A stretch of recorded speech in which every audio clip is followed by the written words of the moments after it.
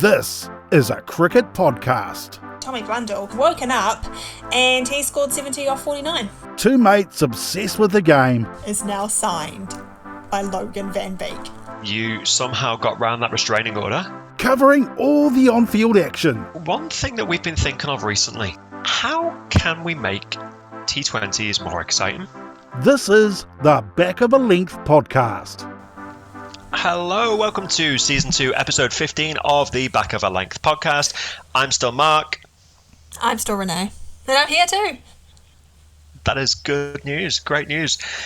We have, I guess, mostly a bit of SuperSmash action to bring you this week. Yes, we were on the bank on Friday afternoon and we're going to start by talking through the men's games because I tell you what, I was in what I'm going to call full Renee cricket mode.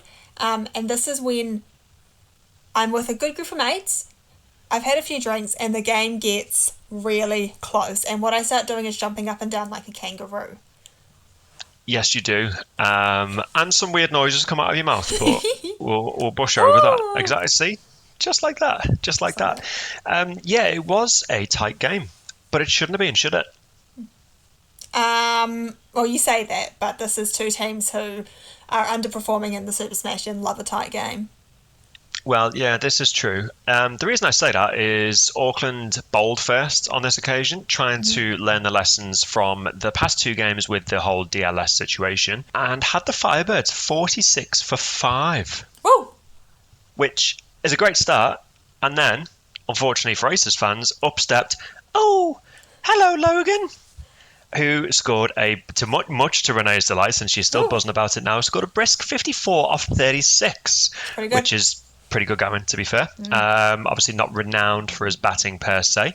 Is he one of those like sort of bowlers who can bat a bit, or is he an all-rounder? What would you say about Logan van Beek? I think he's a bowler I think he is an all-rounder because he's been coming out at some quite interesting positions across his career with Wellington, and last season he was batting up at about 3 or 4, so he does think he's an all-rounder, but I think if you were like Logan van Beek, bowler.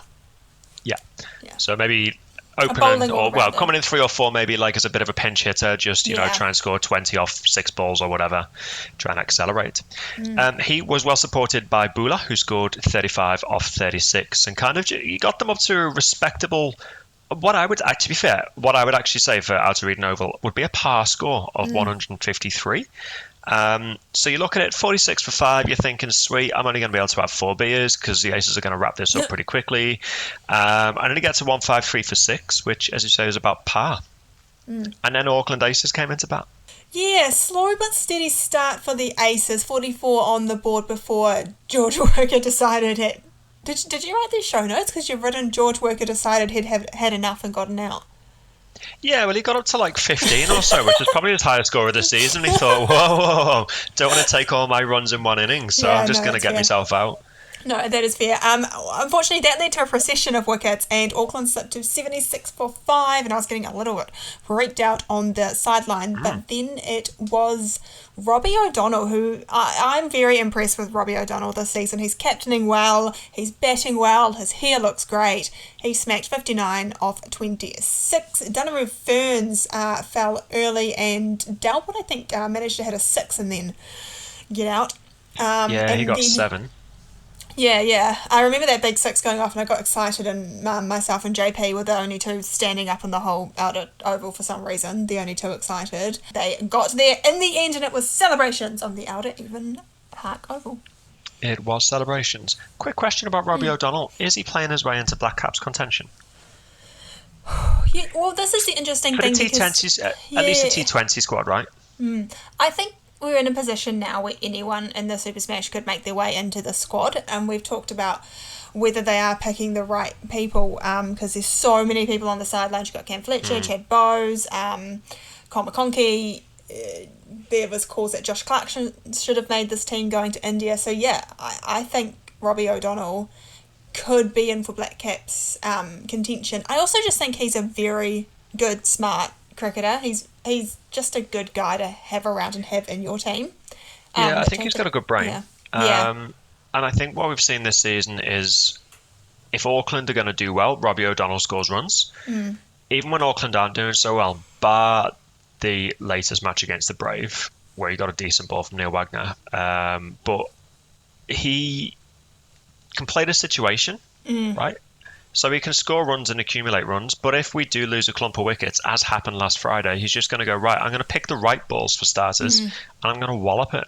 I would say we've really only seen him at his best at the outer oval, which is a little bit hard to really pick what is good and what is bad, because it's a hard ground to play. But yeah, I would definitely be keeping an eye on Robbie O'Donnell. So we went from a high to a low. Bit of an underwhelming low, wasn't it, really? Yeah, so the Aces lost on Sunday to the Brave. As you said, Neil Wagner was back, so that's all we really care about. Yep, move on. Actually, have you noticed, Will Young comes back from the squad, the Black Cap squad, and gets one ball short of a golden shower. Neil Wagner's come back in bowling heat, and as we will get to soon, Blundell is also back and having some games. So these players have come back from Pakistan and just absolutely killing it in the Super Smash. It's good to see. And they're players that probably are going to be playing in the first test against England in a couple of weeks. So excited. Yeah, definitely putting themselves into a bit of form there, which is a little bit concerning. Ooh, I'm excited. All right, it was the Volts and the Stags on Saturday. Cricket back in the beautiful Nelson for the first time in 5 years. And as we've said, back in the Volts this year is Dean Foxcroft, who is the shining star. He hit 66 off 49. He takes catches. He runs around. He bowls good. He is he's going to be player of the season for the Volts. Yeah, he's Mr. Consistent as well. Like, he doesn't come out and smack 90 or 100 and then fail the next game. He's just consistently there. And no matter how the Volts get through a game, he contributes in all three facets, as you've just said. Like, really good bowling, generally in the runs, and a good fielder. So, yeah, absolute gun player for them. Yeah, Volts got to 166 for 8. Stags came out to bat. In reply was Bailey Wiggins, who had a good shout this game around. 41 off 24. Quite like Bailey Wiggins at the top there. The Stags were on track to chase this down. Tom Bruce was looking good, but it was an incredible grab from Matty Bacon, one of the best I've ever seen. His blonde streaks diving down to his right to catch it in his hand, and then he grilled his way through the lower order, picking up 3 more wickets and a run out to stop the Stags from taking a win. And Stags were top of the table, so big upset there. And a little bumps on your joke there as well. Hopefully you all got it back at home. I like it. Good job. Alright, and then we went into our third tight game of the weekend for the men. On Monday it was the Wellington Firebirds playing the Canterbury Kings, and as we said, Tommy Blundell, back from international duty, has recovered from a adductor injury that he sustained in Pakistan, has woken up, and he scored 70 off 49. Yeah, Tom Blundell back into... Well, here's the thing, right? Does Tom Blundell ever really lose form?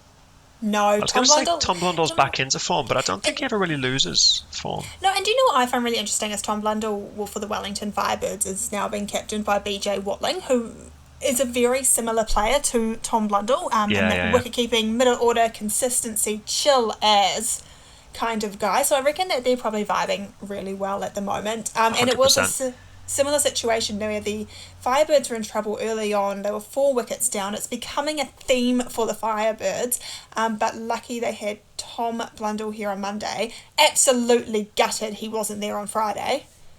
I'm absolutely delighted he wasn't there on Friday, because my ears would probably still be ringing now with tinnitus. I would have lost it. Quick question about the Firebirds. Obviously, the only time they've started having these top order issues is since Finn Allen has left the squad for the Black Caps. Are they over-reliant on Finn Allen, or does Finn Allen play his role well by taking the heat off the rest of the top order? Yeah, I mean, they didn't really have Michael Bracewell or Devon Conway at the beginning of the tournament because those guys were already on test duty. Well, I think what they've sort of said is that you have Nick Kelly and Finn Allen at the top of the order, and one can play the slower accumulative role and one can play the big hitter, and it does depend on how they're playing on the day. At the moment, they've got Nick Kelly and quite a new opener there. They've got a couple of young lads coming into the squad over the course of this season, making debuts and whatnot, so they're only going to get stronger. You look at the squad that they've got already: Finn Allen, Tom Blundell, Devon Conway, and a Logan Beek, who's, decent performer, somebody that you can rely upon. Ratchet Ravindra's there as well. He's had a relatively decent season, so they've definitely got some good players there, but they have been decimated a little bit by Black Cap's duty. Yeah, I definitely agree with that. In saying that, though, that's allowed them to bring in some other players. They've got Michael Snedden in the team this year, who's absolutely guns. He popped a few wickets off early in that when the Kings were chasing, which put the Kings on the back foot again. Cam Fletcher was probably the standout batter for the Kings. He scored a half century. It was getting very close. It was getting very, very tight. Could go either way. And then the Kings got given an absolute life. If you haven't seen this, go and find the replay. It was Nathan Smith bowling. The batter missed it. The ball hit the stumps. The bails weren't dislodged. And then the ball ricocheted down for a 4. Absolutely gutting. It's happening more and more with those Zinger bails, isn't it? Because obviously with the technology involved, they're quite heavy bails. They are. So yeah, I've not seen it ricochet to the boundary before, but I have seen it. You can clearly see that it hits the stumps, but the bails don't get dislodged. But are Zinger bails doing a disservice to actual cricket? Like, bowler hits the stumps and doesn't get rewarded for it. Nah, hit them harder. Bowl a faster ball. Yeah, ball straighter. Yeah, do better. Do better. Points table update. Stags still on top with 18 points, but the Volts and Kings, they're second place on 16 points. It is a really tight table. It is. Firebirds and Brave third, joint on 14, and then the Aces. Yeah. Anyway, the women last week. I just want to say before we do go any further, just remember the Firebirds and the Aces, they've actually all played one extra game. So the top 3 teams have a chance to get 12 more points, whereas the Firebirds only a chance to get 8. Let's talk about the women, though. The Wellington Blaze. Yeah, they are super consistent. They just rack up point after point after point after run after run after run. However, what I would say on this point is I thought the Hearts actually did really well. The Hearts are playing very, very well this season, and they did give them a little bit of run for their money, a few little scares. I mean, when we got to the game, Tamsin Newton had already been dismissed by the Hearts bowlers. Run-outs, that means they're keeping the players on their toes, as we've said. Rebecca Burns, she's a bit of a breakout star of the season. A bit gutted that she isn't back into international duty, actually. She's not over to the T20 World Cup. Well, given what you saw of Sophie Devine on Friday, maybe she will be. Yes, I saw Sophie Devine in a moonboat. Haven't been able to get any updates on that one. I can see she has flown out, so hopefully that was just a precaution. Yeah. And Sophie Devine saw my hat blow off and me make the noise, "Oh!" And she looked at me weird. You love a little, oh, don't you? I do love a little, oh. Every time something happens that you don't expect, you're like, oh, it's like you're always permanently startled. I was Rebecca in the presence of a superstar. I wasn't there yet. I don't know what you're on about. Rebecca Burns scoring 53 off 40 to anchor that innings. Supported, I guess, all the way through. Amelia Kerr scored 28 off 24. Lee Kasparek scored 20 odd. Side note on Lee Kasparek. She either loves running her batsmen, like little batter friends out, or she just loves a single. Like, she charges. She just puts her head down and goes, which is pretty awesome to see, to be fair, because we have said previously when we've been at games, when we've been watching the Auckland Aces, that they don't run enough between the wickets. So maybe they should take a little note out of Lee Kasparek's book. 3 run-outs for the Hearts in the field, and they restricted the Blaze to 131, which, considering some of the scores that the Blaze have got recently, I thought was an amazing job. However, wasn't to be with the bat. No, it wasn't to be with the bat. They only got 105 for 8 in reply. Shari with 39 of 36 at the top. She has been a superstar for me this season. A bit of a breakout star, really. She's gotten some consistently top scores in the 20s and 30s. And considering who's bowling to her, you got both the Kerr sisters there, Lee Kasparek on international duty. So I was pretty impressed with her. Unfortunately, no one else really got going, and it was the Blaze that took that win. Yeah, the Blaze just bowled tightly and caused the Hearts to get behind the run rate to a point that they were never going to recover. So, they got 105 for 8 in reply, so they lost by 23 runs or whatever that is. Terrible maths. which is pretty close, but, learnings again for the Hearts. They're building the foundations of a really solid squad. And, hopefully next season and the season after, when some of the younger girls come through with a bit more experience, that'll stand them in really good stead. They then went on to play the Brave on Sunday after the men's game, which is awesome, by the way. I really, really like that idea. And they won an absolute thriller. They sure did. The Hearts batted first, all up for 92 at the Mount. Not a super great score. It was Hucker and Perkins with 32 and 23 respectively. But they picked up consistent wickets, and the Brave fell 3 runs short, all up for 89. So, I actually think these two teams are pretty well matched, the Women's Brave and the Hearts. So, yeah, I'm not surprised that was an absolute thriller. Yeah, it really was. You look at the Hearts getting 92 at the Mount, which generally is a bit of a road. You would probably back the Brave to score more than 92. Maybe we'll see a repeat of that game this coming Monday at the Eden Park Outer Oval. So it'll be interesting to see how those two teams go there on what has been a lower scoring ground for the women this season. Also for the women across the weekend, the Sparks beat the Hinds 59 for Natalie Dodd, who is playing very well for the Hinds, but she's sort of playing a one-woman game at the moment. It was Black with 4 wickets for the Sparks. The Sparks, not surprisingly, beating the Hinds. Yeah, kind of shared the runs there through the batting order as well. There wasn't anybody who really stood out. The Blaze played the Magicians and absolutely smoked them. The Blaze are up to 19 wins on the trot, and what is sort of ridiculous about that game for the Blazers, this is the first game that they didn't have their White Ferns with Amelia Kerr, Jess Kerr, Maddie Green, Sophie Devine, all away for international duty. But apparently you can come in and score really well on debut for the Blaze, because that's just the vibe of the Blaze. And they also, in the process of losing their White Ferns, ended up celebrating by getting a competition record by setting a new higher score, because they got 208 for 4, which is just incredible. Wow. You're looking at that with the White Ferns leaving the squad and thinking, are they going to be as strong? Is this where, they may lose their first game, for example? You bring a couple of the women's teams into it.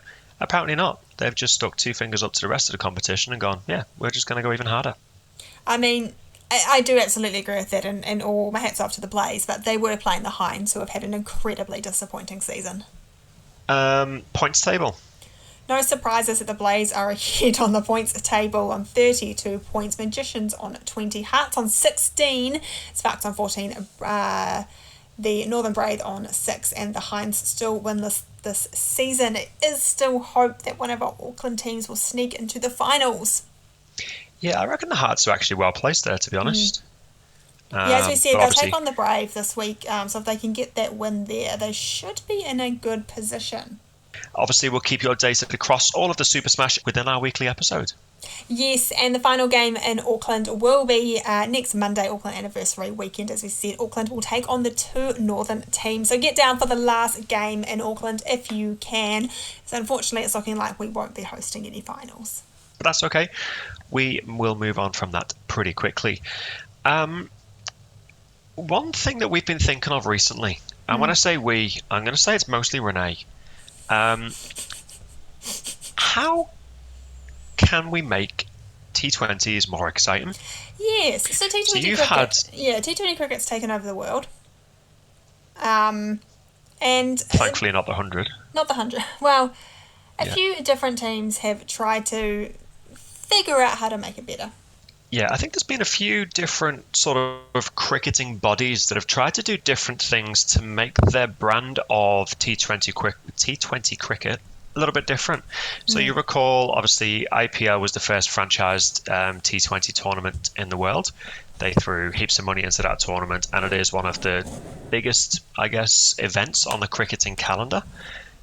Then Cricket Australia came along and said, yeah, we like that, mate. We're going to make the Big Bash in a much better Australian accent than that was.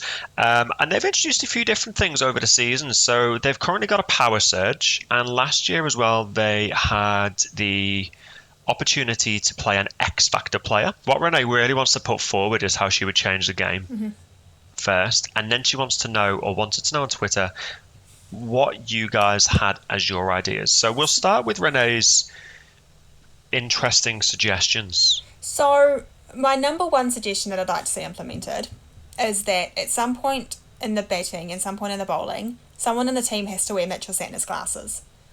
Because Mitchell Santner always bats with his glasses on, and I would just like to see his glasses spread across the teams, just to make it a little bit more interesting.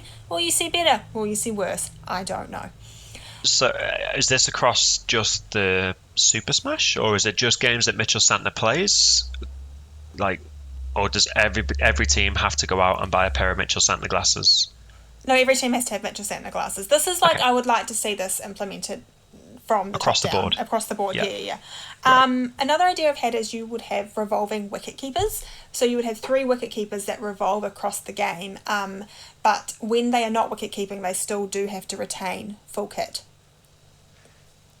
Okay, I think this is actually going to come to life, or has already come to life in the India series, right? Or will come to life in the T20 India series, because the Black Caps apparently have at least 3 wicket keepers according to that squad. Yeah, what I'm really looking forward to in that series is Glenn Phillips bowling just spin with his wicket keeping pads on. With his gloves on, yeah, 100%. Yeah, and a hat, about helmet. If he gets a wicket, he should just retire, and they should also India should just forfeit the rest of the series. Yeah, they should.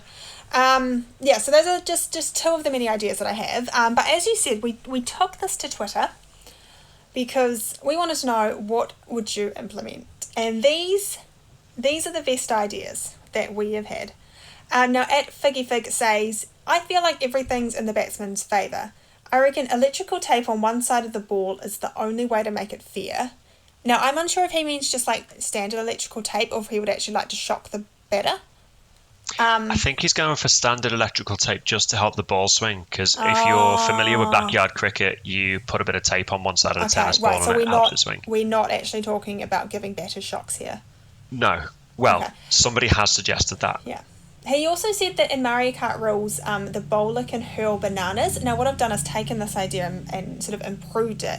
And I think that if you are gutsy enough to have a slip cordon in T20 cricket, the slips should get to throw the bananas at the batter. I don't disagree with that. I think that'll actually be quite interesting. We have Jetpack Engage say a single is worth 4 if you walk it. I really like that idea. I love this idea. Yeah. There's no pace at which anxiety. You can. Yeah, as long as you there's walk, no maximum pace you can walk, as long as people can tell that you're walking, which I guess then becomes a bit subjective. But yeah, you've always got one foot on the ground. You don't sort of bounce in the air when you if you were jogging or whatever. Yeah, it would be like Olympic race walking rules. Yes. Yeah. Yeah. One that's just come through from Tom Watts is the KFC sticky patch. I like this because it could be sponsored. There's an over per innings where a patch of gravy is placed on the pitch and the bowlers and batters use it to their advantage. That could be interesting. It's a good job they're playing coloured kits, because if you're trying to shine the ball on your whites with a bit of KFC gravy all over the ball, that would look very suspect, especially for those who wipe it on the back of their leg. All right, a couple more. I quite like this one from Corsby Jason. I'd literally spice it up by bringing in the hot ones format. All players and umpires sample progressively hotter hot sauce every 2 overs, and the final 2 overs are named Carolina Reaper Power Play. And he's also given us a bit of an add-on to this where the players could have 3 milk tokens per game. I like that one. I quite like this. And finally, from NZ_Erawego, he's just said tasers. Yeah, I saw that and I wasn't overly sure where it came from. I don't know where that's going. But I would be interested for you to get in touch and just elucidate on that a little bit, and just let us know what your thought process is. Like, are you going to run up with a ball and taser the umpire? Are you going to taser a non-striking batsman? Yeah, not entirely sure on that one. Yeah. My favourite was from Short Fly Slip. Oh, yes. Which was, and I read this verbatim, I would introduce white clothing and red balls, abolish power plays and fielding restrictions, then make the matches 5 days long with each team batting twice. And I sat there and thought, what an amazing idea. That is revolutionary. I think that could literally change the way that cricket could be viewed and could be played. I just really like that he replied to that tweet, and it has been liked by Ken McClure from the Canterbury Kings. Has it? Brilliant. He's already got some traction for that idea. There we go. Ingenuity at its finest. That is how we would spice up T20 cricket. If you've got any ideas, let us know at Back of a Length or on our Twitter pages at Ringcarrot, at Mark. What's your Twitter handle? Mine is SEPO_EFC. I should know. And I really regret having my football team's initials in my name at the moment. I do also, just on the back of the tasers idea, I just want to ask MC Dragon about the bow and arrows in the stand as well. If you could just let us know, like, are you going to bow and arrow the ball like a Viking funeral? If you bow and arrow the ball and it catches fire, if the batsman then hits it for 6, do you double your runs, or how does that work? Obviously, make sure you don't miss the ball, because batsmen could get a little bit sore. No, I did have one more idea, actually. I just remembered. I also did say that the fielding team needed to have 1 over per innings where they were tied to someone in the crowd in the manner of a 3-legged race. And I was just accused of doing anything to get closer to the players. Yeah, I can see that. I can understand why you were accused of that. So would somebody from the crowd? So would they tie themselves to somebody from the crowd? Yeah. And then would they then be on the field of play, or would the fielder have to go into the stand? No, the crowd, the member of the crowd is tied to a fielder, and you're both on the field of play. So you're essentially now fielding with 12 or 11 and a half people. And you include your ball, and you're looking, So obviously I want to be tied. Interesting. I would really, really like to see someone like Michael Rippon really try and attack the ball, and you just go on your face, because you would not be able to run that quickly. Do you know what? I'd actually pay to see that. My idea, which I thought of before I went to the supermarket earlier, was that every time a batsman gets a golden duck, everyone in the crowd gets to throw one egg at them. No, but then I realised that we've already got a shortage of eggs in New Zealand, so we need to really preserve our eggs. And so I decided that was a terrible idea. That is a terrible idea. When chickens start doing their jobs again, and we get more eggs on shelves, maybe we can bring that idea back to the surface. Who knows? Yeah. Who knows? Yes, those are ideas to spice up T20 at cricket. Some of them are literally spicing it up. Let us know if you have any ideas yourself. Yes. You normally introduce this segment, but I'm going to introduce it because you've been introducing it for the last 2 weeks. It is time for the first 11 of the week. Of the week.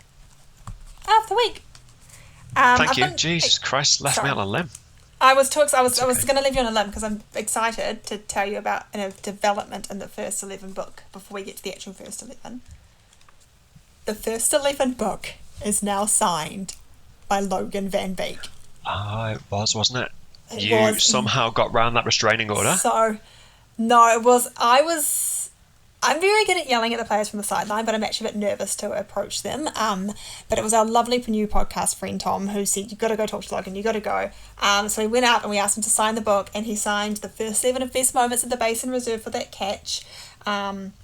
And he was very impressed with the lineup. You can catch that in one of our episodes from last season where we did talk about the best moments at the Basin.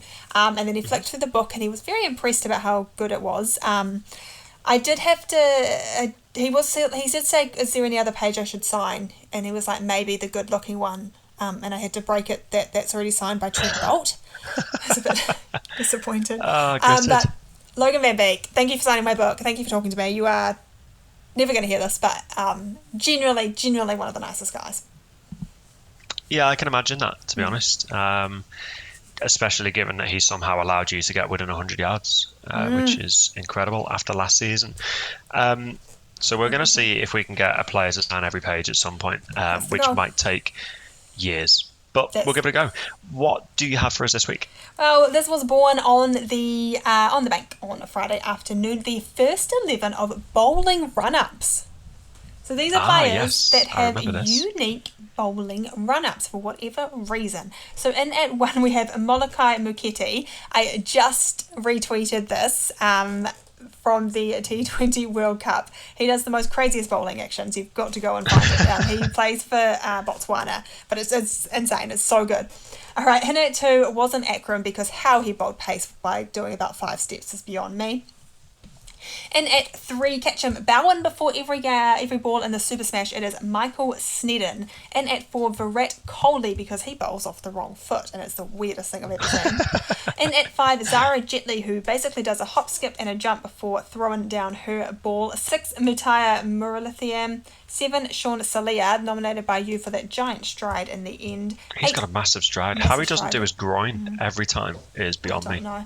8 is Peter Younghusband for a stoppy-starty action. 9, Megan Shute, who starts everything with a little jump at the start. 10, Nathan Ellis. And 11, Mornay Morkel for that little half circle. I love a little Mornay Morkel sort of pirouette. That's so good. Yeah, to be fair, that 11 of the week took shape really well on Friday. It's amazing what you can do when you've got quite a few people there who have had a few drinks, but also know a bit about cricket. I genuinely really enjoyed Friday. So for those listening who were there with us, thank you so much. It definitely made what was a great day even better. Hopefully we can have more days like that. And if you're sat there thinking, I wish I was there, you can be on Monday. As always, get in touch. Let us know, especially if you have any suggestions to improve T20 cricket, whether it be international or domestic. What we're going to do, I think, we're going to collate a poll of the 4, either the best or the funniest. Maybe we'll do one of each, 4 best and 4 funniest, and we'll set it out there for you guys to vote on it. So get your tweets in. I love a good Twitter poll. Having a lot of fun with those over this season. So yes, we will be following all the action as well as the last week of the Super Smash and a bit of the international stuff as well. Get in touch at Back of the Length on Twitter, on Instagram, and we're on Facebook as well. We sure are. Other than that, have a smashing week. Bye. Bye now.